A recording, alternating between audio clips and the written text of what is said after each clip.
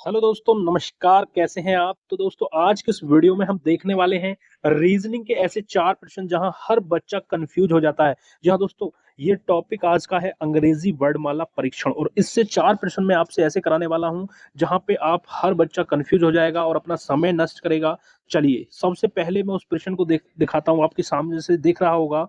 प्रश्न नंबर 5 है कि नीचे दिए गए अक्षरों को एक अर्थपूर्ण शब्द बनाने के लिए पुनर्व्यवस्थित करें और दिए गए विकल्पों में से उस शब्द का चयन करें जो इस प्रकार बने शब्द के अर्थ में लगभग विपरीत है। अब यहाँ पे देखिए, आपने इस टॉपिक से जो अंग्रेजी वर्णमाला परीक्षण का जो टॉपिक है रीजनिंग में, बहुत से प्रश्न किए होंगे, लेकिन ये वो प्रश्न है जहां पे हर बच्चा कंफ्यूज हो जाएगा। और खासकर मैं आपको बता दूं, जो DSSB PRT का एग्जाम दे रहे हैं, ठीक है, वहां से लिए प्रश्न है। देखिए, ये रिपीट हुआ है प्रश्न आपका, तो और ये कितना महत्वपूर्ण है आपके लिए। चलिए, यहाँ पे हर बच्चा इसका आंसर नहीं कर पाएगा। चलिए, कोशिश करिएगा इसको करने की।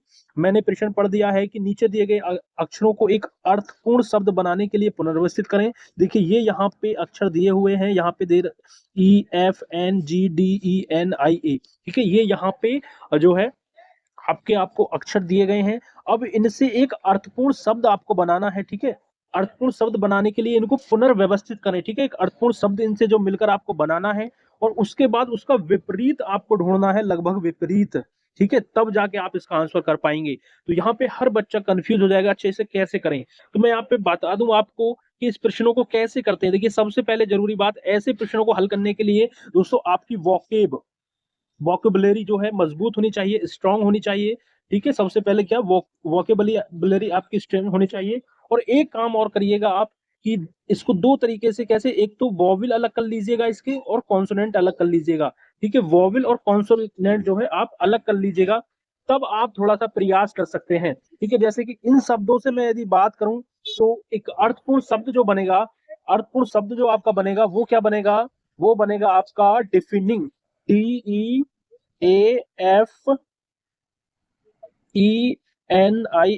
डिफिनिंग, ये शब्द बनेगा, ठीक है। अब आपका इसको विपरीत पता करना है। देखिए, रीजनिंग में देखिए इंग्लिश से भी प्रश्न बनते हैं, तो इसलिए मैं आपको बता रहा हूं, यदि आप तैयारी कर रहे हैं तो ऐसे प्रश्न भी आपको देखने को मिलेंगे, इसके लिए तैयार रहें। और जिसकी वोकेब कमजोर है, तो इस पर बिल्कुल भी समय नष्ट ना करें ऐसे प्रश्नों पे, क्योंकि आपका बहुत टाइम ले जाएगा, ठीक है। चलिए, डिफिनिंग बन गया जैसे अर्थपूर्ण शब्द। अब आपको इसका विपरीत ढूंढना है, और जब तक आपको डिफिनिंग का अर्थ मालूम नहीं होगा, मतलब गर्जनापूर्ण, एक तरीके से इसको कहते हैं डिफिनिंग, ठीक है, गगन भेदी या गर्जनापूर्ण, ठीक है। अब इसका विपरीत आपको यहां से ढूंढना है, ऑप्शन A B C आपके सामने है।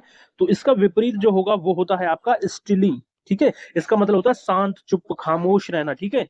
तो इसका विपरीत हो जाएगा स्टिली, इसलिए ऑप्शन C। देखिए, रीजनिंग में इंग्लिश टाइप के प्रश्न ऐसे बन रहे हैं, तो इसके लिए आप तैयार रहें। देखिए, आपने अंग्रेजी वर्णमाला टॉपिक से प्रश्न पढ़ लिए हैं, मुझे पता है, लेकिन मैं आपको उन प्रश्नों से रूबरू कराऊंगा इस वीडियो में जो आपको कंफ्यूज करेंगे, अटकाएंगे, ठीक है। तो आप अपने हिसाब से इन प्रश्नों का चयन करें, ठीक है। यदि आप कर पाते हैं तो चयन करें, ना तो इसको आप छोड़ सकते हैं, स्किप कर सकते हैं। चलिए, ऐसा ही अगला प्रश्न हम देखने वाले हैं, ठीक है। और ये जितने भी प्रश्न है, देखिए, ये सभी पूछे गए हैं, ठीक है, ये अपने आप मैंने खुद से नहीं बनाए हैं। आप देख सकते हैं कि किस तरीके के प्रश्न पूछे जा रहे हैं। 27/3/2022 शिफ्ट थर्ड में पूछा गया प्रश्न है ये।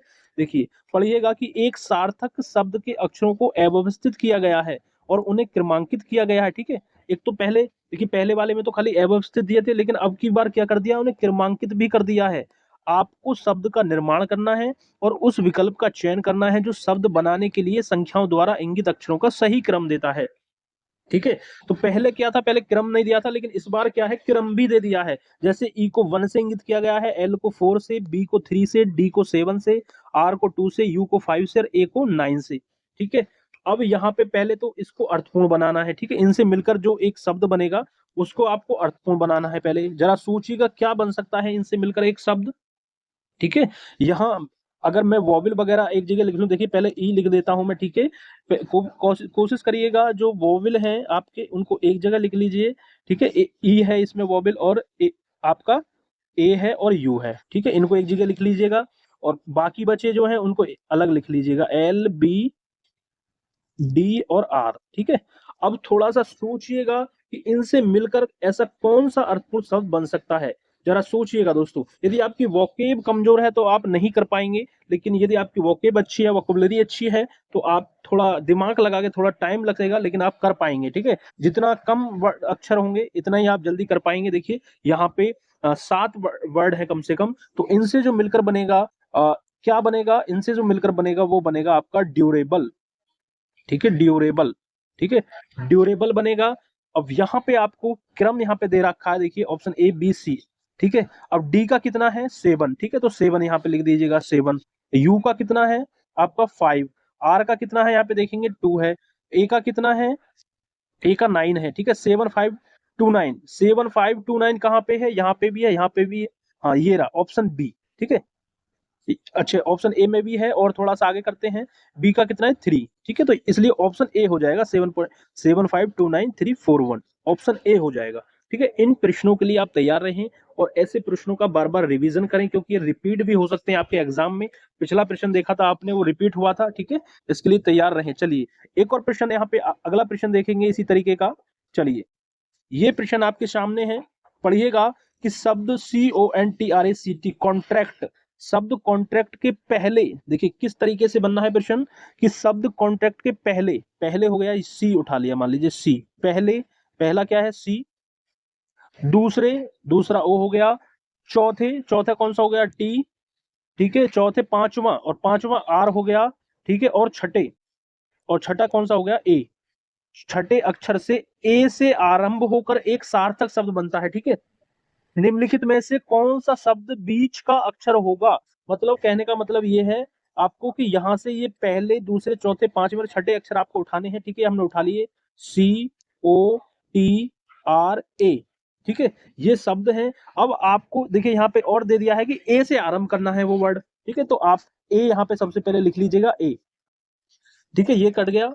अब यहाँ पे 4 वर्ड आपके सामने हैं, इनसे मिलकर क्या बन सकता है, थोड़ा दिमाग से लगाइएगा, जिसमें शुरू का वर्ड ए हो, ऐसा कौन सा वर्ड बन सकता है, तो थोड़ा दिमाग लगाइएगा। ए सी, यहाँ पे हम करते हैं, चलिए ए सी, ए सी, टी को ले लेते हैं टी, और ओ और आर, एक्टर। ठीक है, ये क्या बन गया आपका एक्टर बन गया। अब क्या पूछा है कि कौन सा शब्द बीच का अक्षर होगा, बीच का अक्षर होगा, तो यहां से अब इस शब्द में से बीच का अक्षर कौन सा है, इधर से 2 काट दीजिए, इधर से 2 काट दीजिए, बीच का अक्षर बचा टी आपका। ठीक है, तो इसलिए राइट आंसर हो जाएगा ऑप्शन डी। ठीक है, ये प्रश्न मैं क्यों करा रहा हूं दोस्तों आपको, क्योंकि इन प्रश्नों के लिए आप तैयार हो जाइएगा। मैं आपको रूबरू करा रहा हूं कि ऐसे प्रश्न आपके एग्जाम में बनेंगे। आपने अंग्रेजी वर्णमाला परीक्षण से और तो प्रश्न आप कर लोगे आराम से। ठीक है, मैं उन प्रश्नों को आपके सामने ला रहा हूं जहां पे आप कंफ्यूज होंगे, तो इन प्रश्नों के लिए भी आप तैयार रहें। चलिए एक प्रश्न और लेते हैं हम। ठीक है, आगे बढ़ते हैं। देखिए 18वां प्रश्न हमने लिया है, देखिए कहीं से प्रश्न लिए हैं।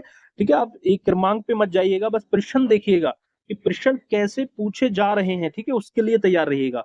देखिए अगला प्रश्न है कि संख्याओं का वह संयोजन ज्ञात कीजिए जिसके अनुसार अक्षरों को व्यवस्थित करने पर एक अर्थपूर्ण शब्द बन जाएगा। देखिए जितने छोटा अक्षर, जितने कम अक्षर आपको दिए होंगे, आप उतना आसान यहाँ पे कर पाएंगे, क्योंकि ज्यादा वोकैबुलरी हर किसी की मजबूत नहीं होती है जिसने अंग्रेजी कम पढ़ी हो। ठीक है, तो यहाँ पे जितने अक्षर कम आपको दिए जाएंगे आप उसे आसानी से कर पाएंगे। अब यहाँ पे देखिएगा, ये दिए हुए हैं आपको, और इनके यहाँ पे ये क्रमांक भी इनका दिया हुआ है कि आई का 1 है, ए का 2 है, आर का 3 है, ई का 4 है, टी का 5 और पी का 6 है। तो अब आपको एक अर्थपूर्ण शब्द आपको बनाना है, इससे सोचिएगा। देखिए मैंने आपको क्या बताया था कि वोवेल ए और आई अलग कर लीजिएगा, ए ई आई। ठीक है, और बाकी टी पी आर अलग कर लीजिए। इससे क्या होगा, आपको आसानी हो जाएगी थोड़ा सोचने में। ठीक है, वोकेबिलिटी तो क्या होगा, जरा सोचिएगा, दिमाग लगाइएगा, तो इसका क्या बनेगा, इसका देखिए बनेगा PIRATE, पायरेट। ठीक है, क्या बन जाएगा, पायरेट बन जाएगा। ठीक है, अब यहाँ पे आपको देखना है कि पी का नंबर कितना है, पी को कितना नंबर दिया गया है 6। ठीक है, पी का कितना है 6। 6 कहाँ पे, देखिए इसमें है, ऑप्शन डी में है, और यहाँ पे है ही नहीं पहली बार में, तो पहली बार में ही इसको लगा देंगे हम। ठीक है, ज्यादा यहाँ पे सॉल्यूशन नहीं करेंगे क्योंकि समय बचाना है हमें, तो ऑप्शन डी यहाँ पे राइट हो जाएगा। देख सकते हैं आई का 1 होगा, देखिए 1 दे रखा है, आर का कितना होगा 3 होगा। ठीक है, तो ऑप्शन डी सही हो जाएगा यहाँ पे। अगर बाकी में विकल्प में 6 होता तो हम करते आगे को सोल्व, लेकिन सोल्व नहीं करेंगे, हमारा यही उत्तर हो जाएगा।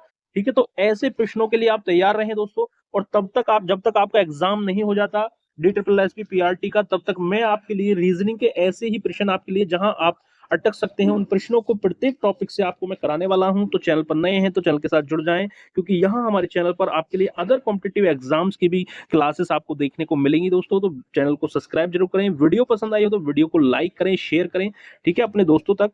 जल्दी मिलते हैं बहुत जल्द अगले वीडियो में, तब तक के लिए दोस्तों जय हिंद जय भारत।